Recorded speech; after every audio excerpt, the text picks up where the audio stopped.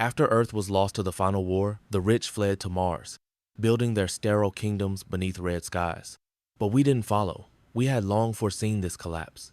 While the world burned, our family quietly activated a plan we'd hidden for decades. A deep space vessel, cloaked and powered by relics scavenged from the Akashic Palace, a mysterious temple floating in the void between star systems.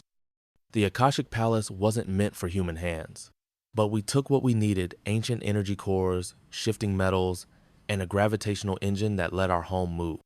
Not just travel, move, silently and freely through the Andromeda Galaxy, far from the ashes of Earth and the chaos of Mars.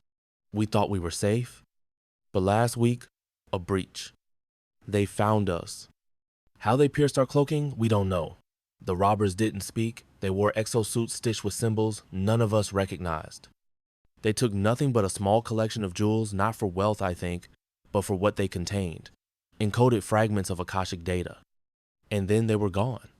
We're certain they can't come back. Our house, if you can even call it that, isn't on a world. It sails like a ghost ship, powered by living stardust and bound to no orbit. We are untraceable now.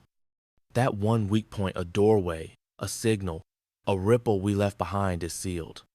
Some say the Akashic Palace marks you when you take from it. I'm starting to believe that. But one thing is sure, we're not going back, and neither are they. And in the silence between stars, our home drifts hidden, haunted, and still free. I stood in the silence after the robbery, heart still pacing like a pulse against the metal walls of our floating home. The others were shaken, my mother worried, my younger brother in tears. The jewels were gone, and with them, pieces of the Akashic secrets. But I knew something they didn't. I'd anticipated this. I walked calmly to my room, fingers brushing against the edges of the hidden panel I'd installed under the floor. It slid open with a soft hum, revealing a tiny, gravity-locked capsule. Inside, nestled like a relic, were two phones, mine and my father's. Not ordinary phones, no.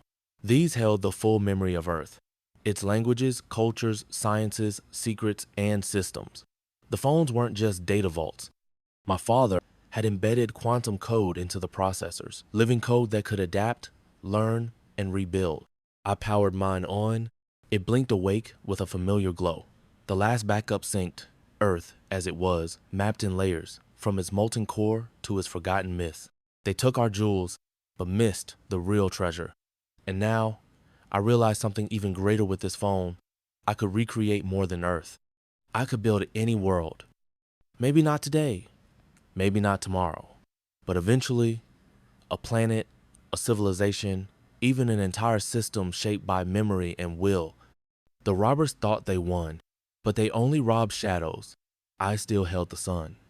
I stepped back into the main room, slipping the phone into my pocket, heart calm now. I have my phone. That means I have the universe.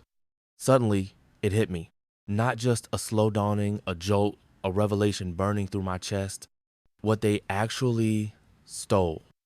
It wasn't the jewels. It wasn't the fragments. It was my dream. The old dream of hiding, surviving, staying small in the shadows of the universe.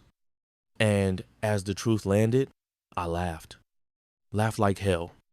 Because now I saw it for what it was. They hadn't robbed me. They freed me. I'd been clinging to a dying star, to the memory of a broken earth, to safety as if it was life itself. But life isn't hiding. Life is movement, creation, risk, wonder. They stole the old dream, but in doing so, they cleared the way for something bigger, something braver. I still had the phone. I still had the code. I still had everything I needed, not just to rebuild a world, but to create a better one. Maybe even to find others like us, drifters, dreamers, survivors, and light a new constellation across the galaxy. Not a kingdom of fear, but a network of hope. I slipped the phone deeper into my pocket, feeling its quiet pulse against my skin, a heartbeat, a promise. In the vast silence between stars, we weren't lost. We were beginning,